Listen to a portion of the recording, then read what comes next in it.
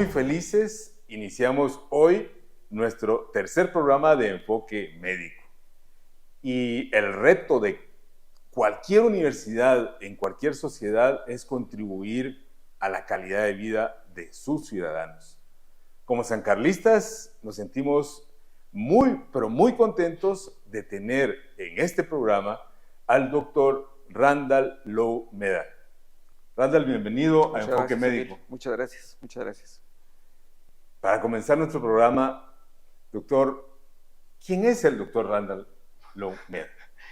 Bueno, yo estudié medicina en la facultad aquí de la San Carlos y luego hice mi posgrado en pediatría en el San Juan de Dios. Después de eso tuve la oportunidad de ir a la Universidad de Utah a través de una beca de la Sociedad Internacional de Nefrología, en donde hice nefrología pediátrica y me he desarrollado en nefrología pediátrica hasta principios de este año, en donde el ministro de Salud de ese entonces me confió la coordinación del programa de salud renal. Eso es la parte profesional. Muy bien. Bueno, el doctor Randall también es profesor en varias universidades, ha promovido la maestría de nefrología pediátrica en nuestra universidad, de la cual es profesor también, y en algunas otras universidades privadas. Doctor, como sabemos que su tiempo es limitado, vamos a ir a lo concreto. ¿Cuál es el grado de riesgo de la enfermedad renal o el grado de exposición que tienen, sobre todo el sujeto del cual usted ha hecho su pasión en la vida profesional, que son los niños? Uh-huh. ¿Cuál es el grado de riesgo que tienen los niños en este país de padecer enfermedad renal? Sí, antes que todo, Emilio, cuando yo fui a estudiar nefrología, realmente no se sabía que hubiera muchos casos. Sí sabíamos de las diálisis que hacíamos de externos, pero la magnitud del problema no se había evidenciado como tal. Creo que el cambio de vida en todos nosotros, el tipo de comida, el cambio climático, todo esto ha hecho que la enfermedad renal se posicione siendo el primer diagnóstico de ingreso en medicina interna de los principales hospitales de Guatemala, llámese Roosevelt, San Juan de Dios, Hospital Regional de Occidente y el ICS. Un guatemalteco cada 45 minutos es diagnosticado con insuficiencia renal crónica. Y lo triste, como mencionabas, es que de esto no escapan los niños. Estamos ya viendo muchos casos en pediatría. De hecho, si uno mira la sala situacional del Departamento de Pediatría de Roosevelt, va a ver que la insuficiencia renal está dentro de los primeros 10 diagnósticos de ingreso. Ajá. O sea, eso no era visto hace 20 años. Eso no era visto hace 20 años. En uno de estos años pasados, el síndrome de Rico era número 5 de causa de ingreso e insuficiencia renal era número 4. O sea, eso no era pensable hace algunos años y médicos, pediatras de nuestras generaciones probablemente no crean esa situación, pero sí ha habido una transición epidemiológica y eso es importante que lo tengamos en cuenta. Bueno, pues precisamente esa epidemiología condicionante es lo que nos llama la atención, que hay una coordinación, hay un esfuerzo de la actividad profesional que los nefrólogos y tu persona genera en Guatemala. Por lo tanto, hay una coordinación en el programa desde el Ministerio de Salud y eso creo que es transformativo y nuestra universidad se siente muy proyectada con personas como el doctor Randall. ¿Qué esperas tú lograr como coordinador del programa de salud renal en el ministerio? Sí, el programa de salud renal surgió este año. Realmente, aunque se creó el año pasado, nunca tuvo un coordinador, por tanto nunca funcionó, sino hasta febrero, el 23 de febrero de este año, que se me nombró coordinador. Y ha habido, digamos, algunos hitos históricos, digamos, este año para la nefrología de Guatemala. La primera fue la creación del programa, porque ya hay un interlocutor, digamos, entre los nefrólogos que estábamos viviendo el problema, sufriendo el problema, y el Ministerio de Salud como la toma de decisiones. Entonces hay una interfase y esa es la parte muy interesante del programa porque los nefrólogos se sienten representados dentro del ministerio para resolver un problema grande de salud pública, claro, no solo a nivel nacional, sino a nivel mundial también. El segundo hito histórico fue la promulgación de la ley de trasplantes.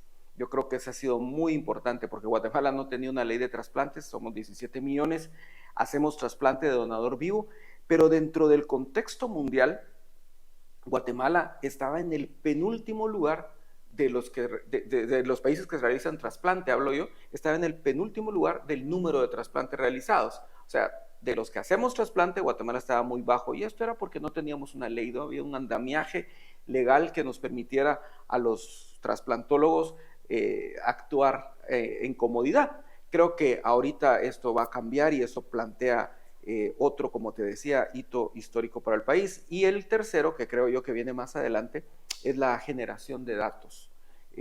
Hay un registro que hay que ponerle vida y hay que popularizar esos datos de enfermedad renal porque muy pocos saben la cantidad de pacientes que hay. Y el cuarto es que estamos generando el Plan Salud Renal 2030, o sea, tener un concierto de todos los actores para que nos pongamos de acuerdo y podamos enfrentar esto juntos. El problema es demasiado grande para enfrentarlo institución por separado. Necesitamos ponernos todos juntos, universidades, ministerio, ONGs, etcétera, para poder enfrentar juntos este problema.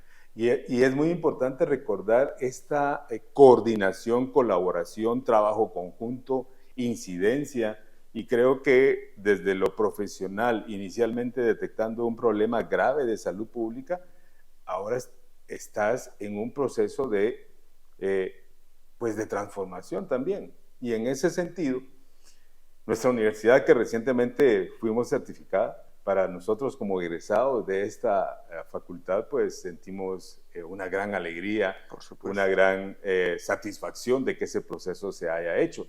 Y finalmente, pues los dos somos profesores de esta universidad y hemos visto la evolución de nuestra casa académica. Pero en algún momento tú dices y has dicho que los técnicos profesionales también tenemos que tener una bisagra en la acción de la incidencia de la salud pública como política. Y lo has dicho de esta manera: le ha faltado incidencia a la academia. Ahora tú estás en esa bisagra. ¿Cómo crees que puedes incidir tanto en que todas las acciones del Ministerio de Salud o del sector salud, que es más importante, sean bajo el principio precautorio de que no tengamos enfermedad renal? Sí, es un dato muy interesante y muy interesante que menciones esa frase que alguna vez mencioné. Creo que dentro de todo este problema, yo decía en alguna ocasión que nosotros los académicos tenemos que hacer un mea culpa también, ¿verdad? Es decir, no hemos generado los datos o no hemos popularizado los datos que hemos generado, si en caso los hayamos generado, para que los tomadores de decisión tomen decisiones informadas. Entonces creo que un aspecto muy interesante va a ser ayudar a la academia a que genere los datos y una vez generados, que se hagan públicos y que puedan llegar a los tomadores de decisiones para que tomen decisiones que no son políticamente agradables muchas veces, pero que los datos te orillan a que tenés que tomar decisiones en muchos aspectos. Entonces creo yo que ese vínculo de informar a las autoridades, a los tomadores de decisiones acerca de datos duros, no de anécdotas, de que yo tuve un paciente que a mí me contaron, no, estudios bien elaborados, sustentados científicamente, que se presenten para que ayuden a tomar decisiones que cambien las estructuras de salud o las conductas, o que se generen las normas, los protocolos, los manuales que vayan a resolver el problema. Y que no haya ese divorcio, como decíamos, ¿verdad? De que hay alguien haciendo la regulación por un lado y el otro haciendo la atención del paciente por otro. Jamás se platicaron, todo en el papel se ve bonito y no se entendió la cosa. Entonces, creo yo que ese es uno de los retos grandes que también tenemos por delante. Y en esta oportunidad estamos dando el espacio reflexivo inicialmente porque, de nuevo, el doctor Randall pues es profesional. Lo remarco porque ese es el papel de la universidad y ese es el papel de los egresados. No todos tenemos las oportunidades que tú has tenido de hacer la incidencia, de lograr la captación de la cooperación internacional, de la buena voluntad de las autoridades puntuales en algún momento de la historia del Ministerio de Salud, pero ahora tú estás generando esas acciones. ¿Somos los médicos aliados para ese principio precautorio, para incidir y evitar, para hacer promoción y educación para prevenir la enfermedad renal? Fíjate que pones el dedo en una llaga muy especial, porque como parte de las acciones que tenemos de generación de este Plan de Salud Renal 2030, es reunirnos con los decanos de las facultades de medicina, liderados por el doctor García, que él me está ayudando para que lo hagamos, y tratemos de primero incluir temas de prevención de enfermedades crónicas no transmisibles en los PENSA de estudios de las diferentes universidades. Creo que eso va a ser muy importante. Pero creo que nosotros como médicos debemos también tomarnos muy en serio nuestro papel de agentes de salud, no solo de dar prescripciones, sino de vivir de acuerdo a esa filosofía. O sea, como actor de salud, tenés que resumarlo, me explico. O sea, cada una de tus acciones tiene que ser de ese tipo. O sea, en la Facultad de Medicina no se debería de ver comida chatarra, por ejemplo. No debería de ser pensable que un médico esté tomando bebidas endulzadas industrialmente, porque todo ese tipo de decisiones han hecho que después de muchos años, 20 años quizá, ahorita estemos viendo 40% de niños obesos que eventualmente van a ser hipertensos y diabéticos con insuficiencia renal. Esas decisiones que tomamos hace 20 años y que nuestros hijos nos han visto tomar, han hecho que hoy la enfermedad renal sea el diagnóstico número 1 de ingreso en los hospitales de Guatemala. Entonces creo que nosotros como agentes de salud tenemos que transmitir ese mensaje en todo sentido, de tomar líquidos, de cuidarnos, de hacer deporte, y no solo pensar la medicina como prescribir. Y luego, también esto va muy emparejado con lo otro que te voy a mencionar. Yo mencioné la ley de trasplante. La ley de trasplante ahora habilita para que tengamos de mejor manera donación cadavérica. Creo que la mejor manera que un actor de salud puede terminar su vida es diciendo, miren, muchacha, cuando me muera, quiero seguir dando vida y donar mis órganos. Entonces, creo yo que esa filosofía tiene que ser coherente en todos nosotros como actores de salud y debe empezar en la Facultad de Medicina, Emilio. Precisamente por eso, porque esta parte de la entrevista y de tu proyección profesional y de la cual quisiera hacer público, que te deseamos todo lo mejor. Sabemos de las dificultades que hay a lo interno, pero eso también plantea un reto como profesional y creo que ya estás suficientemente entrenado para hacer la incidencia. Y en ese sentido, del principio precautorio, ustedes han identificado 66 municipios con mayor riesgo. Sí. ¿Qué puede hacer nuestra facultad? Porque tenemos un programa de EPS rural. Y digamos, tú has hablado de la importancia que debemos de tener en esos estilos de vida saludable. Entonces deberíamos de hacer la academia y la promoción de la educación de la salud en el marco del EPS rural y del EPS de las especialidades. ¿En dónde están esos 66 municipios? Sí. Esto resultó de un estudio que hicimos en el 2014, en donde fuimos a las diferentes unidades de hemodiálisis, hicimos un estudio muy sencillo, en donde les preguntamos de dónde venían los pacientes, cuál era su lugar de residencia, su edad, sexo, si era casado o no, nivel educativo, pero nos llamó la atención, nos vamos a centrar en la residencia, y encontramos que de 66 municipios, todos ubicados en la costa sur, venía el 78% de los pacientes que en ese momento estaban en hemodiálisis. Claro, era un estudio de corte transversal y todo lo que querrás, con las limitaciones que esto implica, pero era lo que teníamos en ese entonces, y ya nos llamaba la atención. Luego hicimos tasas de prevalencia y encontramos los municipios que más prevalencia tenían y nos fuimos al que más prevalencia tenía para tratar de estudiar las causas. Y encontramos algunas cosas. Pero para responder concretamente tu pregunta, creo que sí, efectivamente hay que hacer un tamizaje de estos lugares, tratar de encontrar las posibles causas, y no solo para encontrar las causas, sino para encontrar las soluciones a ese problema, y tener un levantado de datos que nos permita otra vez generar la evidencia que nos ayude a tomar decisiones políticas. ¿Cómo podríamos, como facultad, cómo te imaginas la colaboración que deberíamos de tener? Ya está identificada que deberíamos de incluir en nuestro pensum algunos elementos importantes de nuestra formación a nivel de grado, para contribuir en esa lógica y en esa direccionalidad y ser personas de incidencia, generar estilos de vida saludable.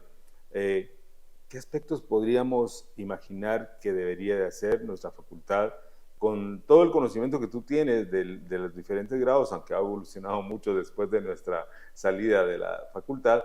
¿Qué te imaginas? ¿Qué propondrías? ¿Qué solicitarías a nuestra facultad para hacer complemento en ese programa de Salud Renal 2030? Sí. De hecho, una de las cosas que había solicitado era que el doctor García pudiera ser el que liderara, porque creo que nos corresponde el deber histórico como sancarlistas de liderar ese consenso con la academia y decir, bueno, ¿qué vamos a hacer, verdad? Y las propuestas concretas es cambiar el peso de estudios para incluir enfermedades crónicas no transmisibles. El modelo actual incluye mucho la enfermedad infectocontagiosa, y el médico del siglo XXI debe conocer de enfermedades crónicas no transmisibles. En segundo lugar, creo que hay necesidad de implementar algunos posgrados, como salud ocupacional, por ejemplo. ¿Sí? Muy importante. Estas enfermedades son relacionadas a ocupaciones, Emilio, y ocupaciones precisas. Y vamos a tener que hacer incidencia en políticas que cuiden a estos trabajadores, que están trabajando para ganarse el pan y están dejando sus riñones en el camino, ¿sí? Y que está generando un círculo de pobreza que cada vez se hace más extenso. Sí. En segundo lugar, creo que necesitamos poner todo ese tanque de pensamiento de la Escuela de Salud Pública, el doctorado de Salud Pública, en función del diagnóstico número 1 de ingreso de los hospitales. ¿Sí? Tenemos que estudiar por qué se está dando el problema, cuáles son los estudios serios que hay acerca de la etiología de la enfermedad, que sean tan serios y tan robustos que hagan que un ministro se pare en dos pies en una palestra y diga, esta es la causa y vamos a hacer esto y esto. Que el Ministerio de Trabajo pueda decir, vamos a hacer estos y estos cambios. Que los diputados puedan decir, vamos a promulgar esta ley. Creo que también la parte genética en los diferentes posgrados que podamos tener, incluir la parte de estudios genéticos, ¿sí? Que nos permitan conocer si hay alguna predisposición también. Y lo otro que sueño, y ojalá se dé en algún momento, que nuestra universidad participe en la generación de tratamientos nuevos. ¿Por qué la diálisis tiene que ser tan cara, Emilio? Podríamos hacer terapias dialíticas locales, soluciones de diálisis locales que nos permitan abaratar los costos.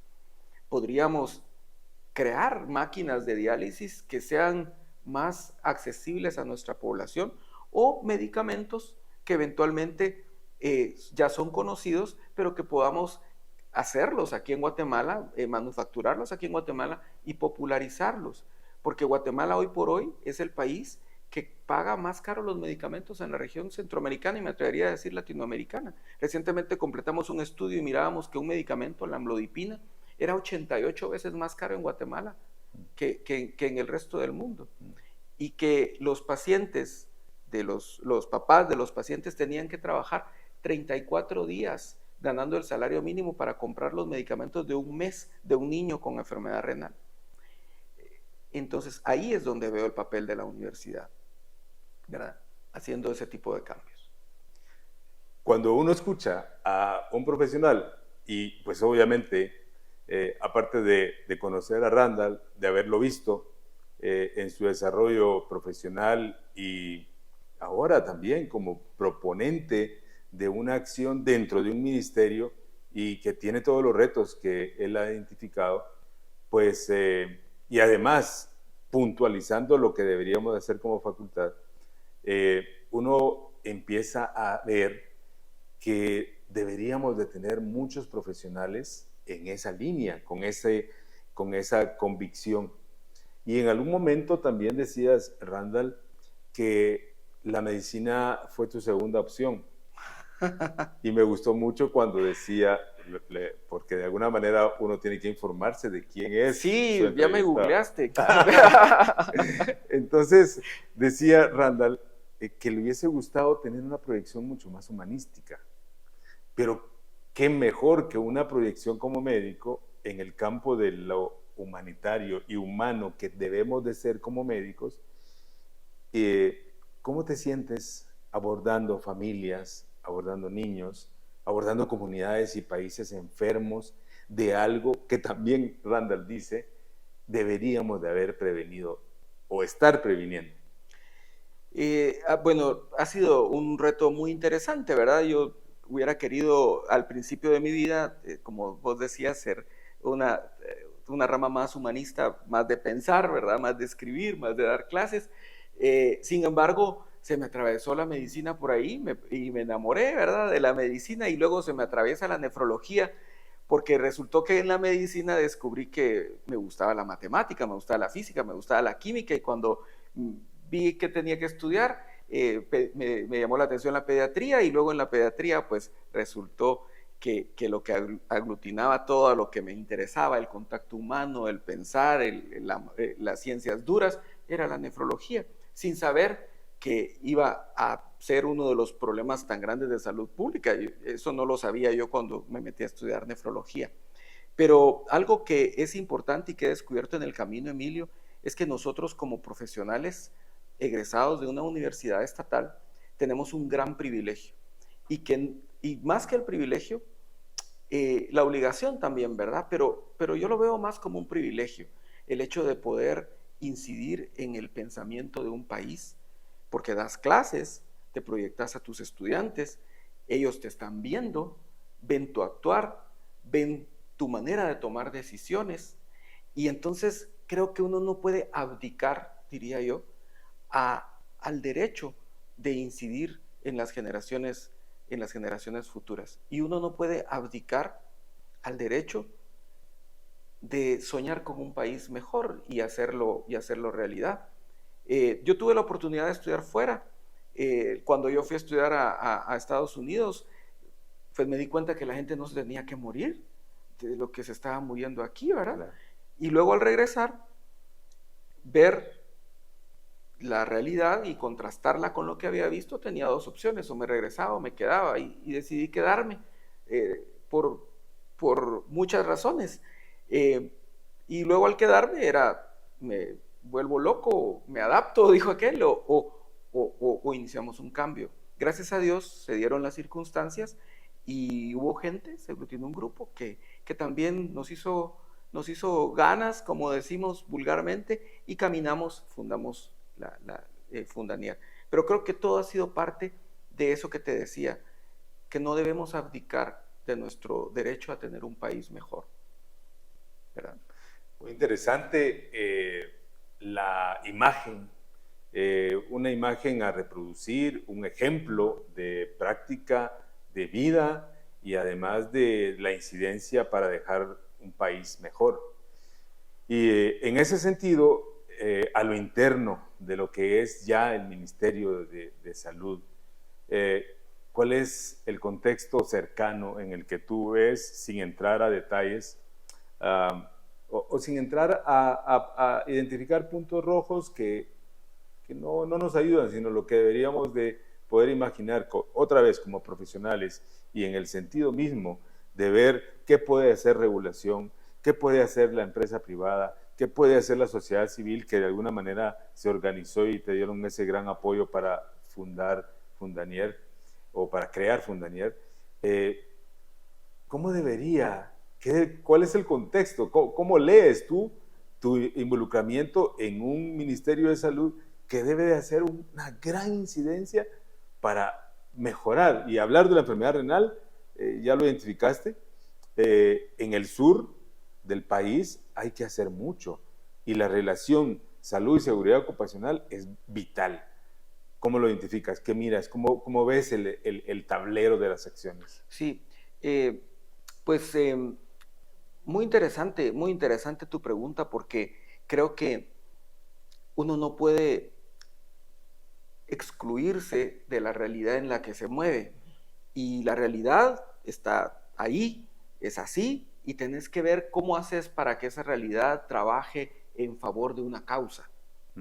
Así es, y tenemos que verlo así, porque las personas llegan a un lugar y piensan que todo el mundo va a estar de acuerdo, que todo el mundo va a decir, ay, aquí viene el doctor Emilio, sí, pues claro, cómo no, trae estas ideas, todo lo vamos a acuerpar, y no es así, ¿verdad? Hay diferentes actores, diferentes fuerzas, y entre más alto estás en la escala direccional, digamos, más te encontrás esos estiras y encoges, ¿verdad? Diferentes agendas que tenés que aprender a compartir y a negociar, a dialogar y tratar de buscar las ideas. Y por eso era tan importante lo que mencionábamos antes de generar la evidencia, porque esa generación de evidencia te va a dar los argumentos, ¿sí? Para poder negociar mejor, si no se vuelve una discusión de opiniones. Pero bueno, creo que el primer problema es la falta de evidencia. Creo que eso es importante. Hay evidencia que se ha generado, pero hay muy poca evidencia. Necesitamos más.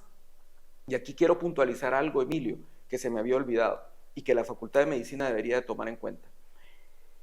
Ha habido muchos estudios que se han hecho de gente del extranjero que viene a hacer los estudios y se va.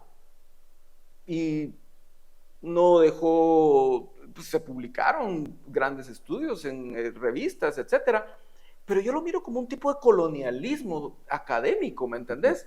Porque ni generó recurso aquí, ni generó conocimiento local, ni capacitaron gente, y los datos fueron publicados en otro lado. Entonces, creo que ese no es el tipo de evidencia que necesitamos. Necesitamos un tipo de evidencia local, generada por gente local, involucrada localmente, sin ningún tipo de sesgo. Y lo otro que creo yo que es importante es entender que todos estos actores necesitan ponerse de acuerdo. Y negociar esas agendas ha sido tal vez lo más difícil, pero sorprendentemente creo que hay mucha gente que sí está interesada en resolver el problema, más de la que yo me esperaba encontrar, Emilio, sinceramente. Bueno, pues ese es el pensar, el analizar, el análisis que hace un profesional de sus acciones, de su incidencia. Y nos interesa volver a vernos desde el mundo académico, doctor Randall. Pues obviamente has tenido una gran gestión, aún con debilidades, y permíteme identificarlas. Por supuesto, en el plano técnico no podemos identificar ninguna. Creo que has tenido una sólida formación con las oportunidades que tuviste. Ojalá todos los estudiantes de medicina tuviesen ese tipo de oportunidades, y nuestra idea es trabajar por ello. Sin embargo, al ver a lo interno a través de nuestra facultad, para hacer todo esto, has tenido que tener capacidad de gestión e incluso haber leído de cómo se hace la política pública, cómo se une aliados uno, cómo se hace su mapa de aliados, tal vez solo subjetivamente o en esquema, ¿verdad? Pero, ¿qué has logrado en ese? ¿Cuál es la reflexión? Porque político como tal no lo somos técnicos de la medicina. Y cuando hacemos y nos formamos en salud pública, miramos lo humano o la falta de humanidad que tienen las políticas. Porque condenar a una familia a una enfermedad catastrófica como la enfermedad renal, pues no nos debería de ser ajeno. Y evidentemente en el doctor Randall eso no es ajeno. ¿Qué tanto te ha servido tu calidad humana, profesional, para aprender a hacer gestión? Y gestión casi política. Ya, sí, es una pregunta difícil, porque como dijiste, nunca en mi vida, pues ni siquiera a las elecciones del Colegio de Médicos, o sea, nunca me metía a nada de esto. Siempre, si me tenés que definir o me pedís que me defina, yo me definiría como académico, médico clínico. O sea, eso fue lo que he hecho, pues, toda mi vida metido en un hospital, viendo a los pacientes. Luego entiendo, cuando empiezo a formar gente, empiezo a formar nefrólogos, ¿verdad? Creo que hay un parteaguas en mi vida y fue cuando escribí el libro de la nefrología en Guatemala. Ese libro de la nefrología en Guatemala lo hice como parte de un proyecto de estudio cualitativo en donde entrevisté a los diferentes actores de la medicina nefrológica en Guatemala y me dio perspectiva. Y entonces dije yo, bueno, así es como venimos, esta es la visión que esta gente tenía, tenemos que tener visión a largo plazo, hacemos una línea de A a B y entonces la trayectoria debería de ser esta, el plan de la medicina nefrológica en Guatemala debería de ser este entonces con estos alcances y me permitió hacer ese mapa, digamos, de ruta en mi carrera, muy temprano en mi carrera personal. Eso creo yo que fue un parteaguas muy importante y muy interesante. Está en línea, por si lo quieren, en el repositorio de las tesis de la Universidad de San Carlos.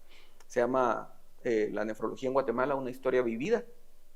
Y bueno, luego al empezar a meter esas ideas, a transmitir esas ideas en las generaciones que estaban formando, nos hizo entender que la vida tiene etapas. O sea, va a haber un momento en que vas a ver pacientes, vas a ser bueno viendo pacientes, luego la experiencia va a ser suficiente para poderla transmitir y luego de esa experiencia vas a necesitar dirigir las acciones, ¿verdad? No, porque vas a ser el que mejor perspectiva tiene de todo el grupo, ¿verdad?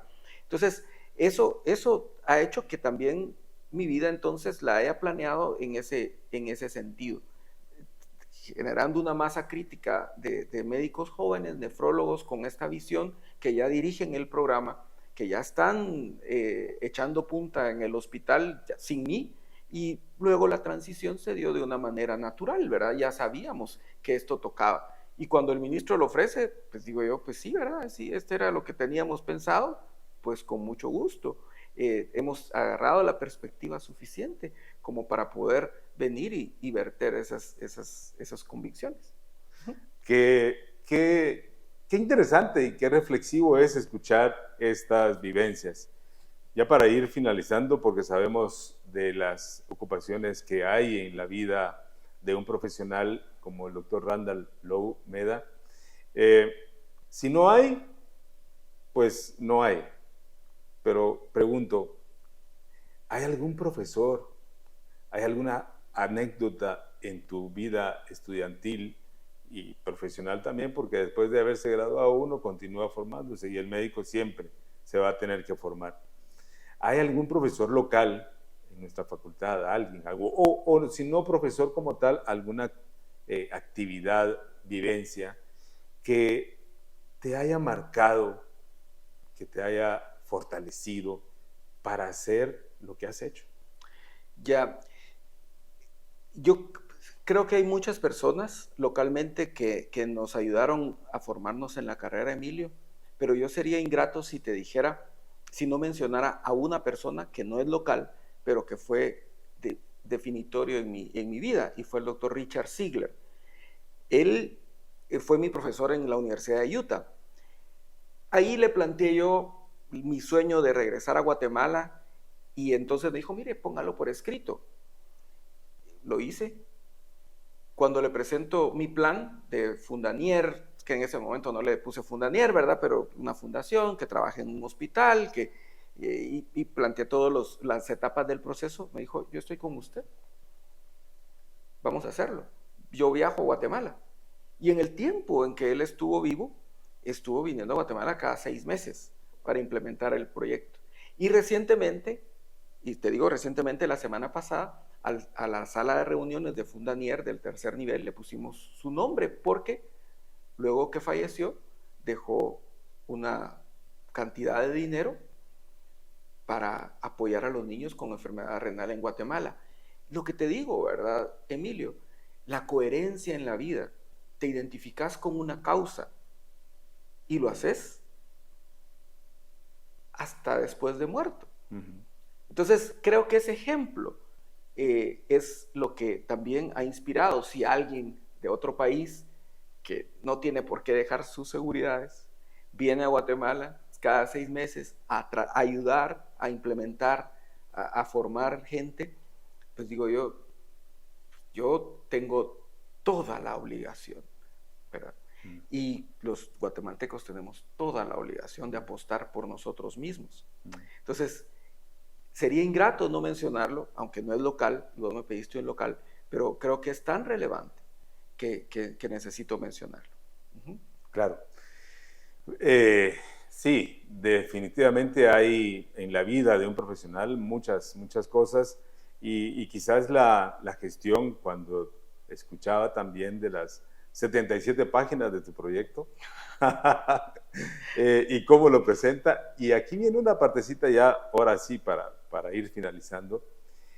Cuando uno hace las cosas, uno tiene energías alrededor, la mirada, las acciones, cómo lo dice, cómo lo hace, la acción que uno transmite, ¿verdad? Y todo eso posiblemente con el mejor de las energías, de las auras, la disponibilidad, o como dirían nuestras madres, por la divina providencia, lo que fuese uno, lo que puede identificar, la acción de la gestión puede ser negativa, puede ser positiva. Uh-huh. Afortunadamente tuviste a una persona que hizo mucho por lo que se ha logrado en Guatemala, y seguramente van a haber personas que van a seguir contribuyendo con ese centro de formación de nefrólogos a nivel latinoamericano, que creo que va a ser de alto impacto. Pero finalmente se pueden hacer las gestiones a todo tipo. Si tuvieras que recomendar a la academia, al sector salud, a las organizaciones que hacen y quieren contribuir con la salud, aún favoreciendo o tratando de mejorar las capacidades del ministerio, que no siempre las tiene o que no siempre se identifican los presupuestos adecuadamente. ¿Qué recomendaciones darías al sector salud, que es tan amplio, de cómo podríamos contribuir cada uno con nuestras partes a construir un país más saludable, comunidades más saludables? Bueno, es una pregunta amplia. Yo creo que algo muy importante es que tenemos que aprender como guatemaltecos a trabajar por causas, no tanto por instituciones, porque si no se convierte en mi feudo, tu feudo, y quién gana más, quién se mira más bonito, ¿verdad? Y tenemos que ver de trabajar por causas. Y creo que eso es muy importante. Lo otro que creo yo que ya concretamente en el área de salud, creo que una de las cosas que deberíamos de empezar de verdad a tratar de hacer en nuestros estudiantes, de infundir en nuestros estudiantes, en nuestros profesionales, es la convicción real de lo que significa ser un agente de salud. Creo que tenemos que trabajar más en eso. Creo que la universidad necesita pensarse más a sí misma. No ser solo, Emilio, y esto tal vez no le va a gustar a mucha gente, pero no ser una fábrica de títulos de doctor, ¿me entendés? No, tenemos que pensar más, tenemos que ser más reflexivos y tenemos que transmitir eso, porque la universidad no fue creada como una fábrica de profesionales, es un tanque grande de pensamiento y creo que nos hemos dejado desvirtuar. Y yo creo que eso sí es importante porque eso lleva a lo otro. Cuando empezás a pensar más profundamente, tus decisiones se cambian naturalmente. Ya no estás pensando en el corto plazo, pensás en el largo plazo. Tu ego se pone en un segundo plano, ¿verdad? Y por supuesto somos humanos, cometemos errores y todo lo que querrás, pero creo que la perspectiva de la acción cambia, ¿verdad? Y creo que eso hace falta. Muchísimas gracias, doctor Randall Lowe Meda, por estas reflexiones, porque precisamente en el momento en el que estamos de la vida académica y de universidad para el país, de nuevo satisfechos, y este programa que es con el aval de muchas direcciones, pero lo que hacemos lo hacemos precisamente para recoger ese tipo de experiencias, y creo que la experiencia tuya seguramente será ejemplo para muchos de los profesores en nuestra universidad pero ojalá que ilumine, que marque, que dirija, que sea parte de una visión a seguir, de un ejemplo a seguir, de un modelo de profesor. Y sobre todo de profesional para la mejora de las condiciones de vida de las comunidades. Obviamente nuestra San Carlos tiene su lema de ir y enseñar a todos. En ese contexto, doctor, y para finalizar, para terminar esta entrevista, que estaríamos contentos, estaríamos satisfechos de ser parte de alguna de las acciones para promover, promocionar o simplemente enfocar el vacío que hay en todos los abordajes en este caso, un programa de salud renal del ministerio, pero también lo hacemos público y lleve usted la iniciativa a reflexionar, porque creo que vemos al ministerio muchas veces como esa estructura que todos la criticamos y es muy fácil, pero estar adentro y generar las acciones y mover esa maquinaria desde los programas normativos, pero en lo operativo es mucho más difícil. Estaremos en Enfoque Médico dispuestos a reflexionar sobre nuestra acción y sobre todo las propuestas que nos hace usted de lo que deberíamos hacer como academia. Palabras finales para Enfoque Médico. No, pues muchas gracias. Yo creo que este tipo de programas es muy importante porque nos ayuda a lo que hablábamos, a reflexionar sobre nuestro actuar, a reorientar nuestras acciones, a plantearlas en las perspectivas adecuadas y entender que nuestras acciones nos caen en el vacío, ¿verdad, Emilio? O sea, todas tus decisiones, tus ideas llevan a decisiones que van a tener consecuencias en lo público y en lo privado, pero también en lo público y que trascienden. Yo creo que esa sería mi reflexión final y te agradezco mucho la oferta de apoyo. Creo que sí, necesitamos que los estudiantes se involucren.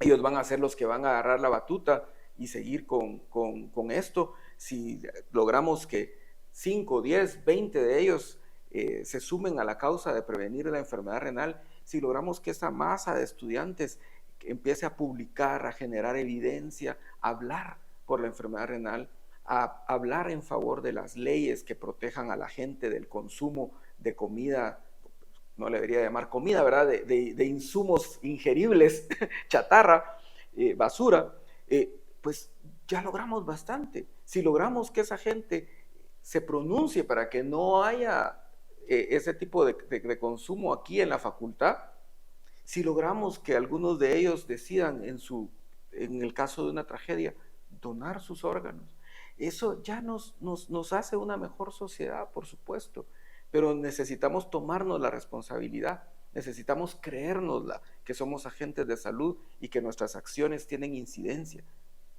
¿Sí? Entonces creo que no debemos, como decía, abdicar a ese derecho y por supuesto, tomamos la palabra y lo vamos a hacer, porque lo vamos a hacer. Perfecto. Muchísimas gracias, doctor. Creo que no hay acto más humano que el dejar la autorización y el de poder contribuir con la prolongación de una vida con los órganos que puedan ser intactos, y estamos hablando del paciente donante cadavérico, de la cual nuestra facultad promueve y nos se siente muy satisfecha de estarlo impulsando. Este fue el tercer programa de Enfoque Médico con el doctor Randall Lowe Meda, nefrólogo pediatra, profesor de esta facultad, gestor por la salud renal y ahora funcionario implementando el programa de salud renal, y esperamos conocer pronto, invitado para conocer los aspectos más importantes de la salud renal 2030. ¿Así es? Sí. Muy bien. Muchas gracias. Gracias.